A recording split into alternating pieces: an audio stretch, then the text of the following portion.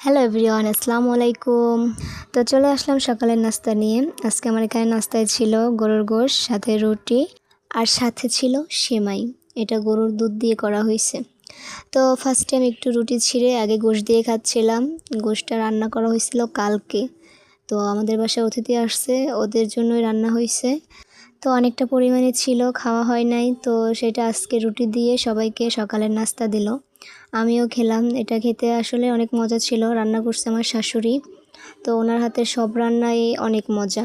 তো আমি এখানে বড় বড় পিসই নিয়েছিলাম। আমার সলিড গোশের থেকে এই যে হাড্ডির সাথে যে গোশটা থাকে এটা খেতে ভীষণ ভালো লাগে। তো আমার মতো কার কার অবশ্যই কমেন্ট করে জানিও। তো এখানে আমি একটু একটু করে রুটি ছিঁড়ে গোশের সাথে ভিজিয়ে খাচ্ছিলাম। বেশ ভালোই লাগতেছিল।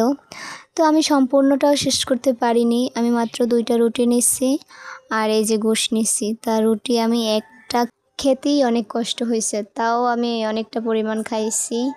যাক আলহামদুলিল্লাহ, যা খাইছি ভালোই খাইছি। তাও আরেকটু যদি খেতে পারতাম ভালো হইতো। আমি অনেকটাই শুকনা, আর একটু মোটা দরকার। এতটা শুকনা মানুষ নাই, যদি বাতাস দেয় বাতাসের সাথে উড়ে যাব কখন জানি না।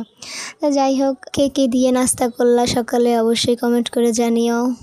তো আমি মাংসটা খাওয়া শেষ করে এবার একটু সেমাই খাচ্ছিলাম। এটাও সম্পূর্ণ শেষ করতে পারি নাই, 2 চামচ খাইছি। তো আজকের ভিডিওটা এই পর্যন্ত, ভালো থেকো।